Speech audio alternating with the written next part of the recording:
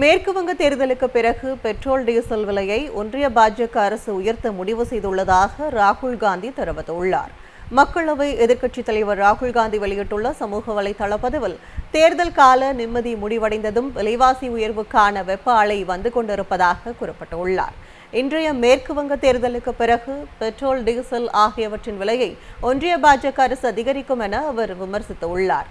சர்வதேச அளவில் கச்சா எண்ணெய் விலை மலிவாக இருந்தபோது மோடி அரசு லாபத்தை கையகப்படுத்தியது. ஆனால் தற்போது கச்சா எண்ணெய் விலை சர்வதேச சந்தையில் அதிகமாக உள்ள நிலையில் அந்த பாரத்தை பொதுமக்கள் மீது மோடி அரசு சுமத்த உள்ளதாக ராகுல் காந்தி தெரிவித்துள்ளார்.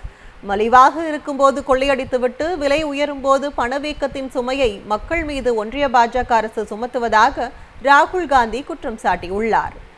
இதேபோல் வருகின்ற 1ஆம் தேதி முதல் சமையல் எரிவாயு சிலிண்டர் விலையும் மீண்டும் உயர்த்தப்படும் என செய்திகள் வெளியாகியுள்ளன. மே 1 முதல் சமையல் சிலிண்டர் முன்பதிவு மற்றும் விநியோக முறைகளில் புதிய கட்டுப்பாடுகளும் விதிக்கப்படுகின்றன.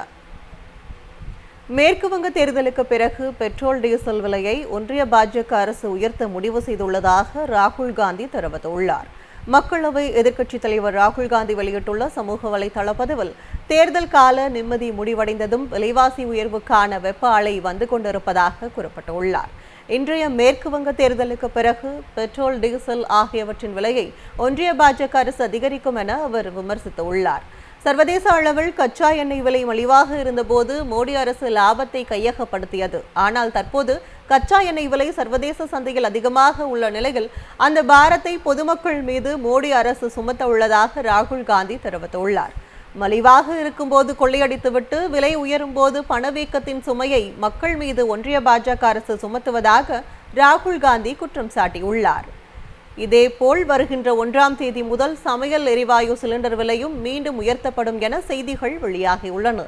மே 1 முதல் சமையல் சிலிண்டர் முன்பதிவு மற்றும் விநியோக முறைகளில் புதிய கட்டுப்பாடுகளும் விதிக்கப்படுகின்றன.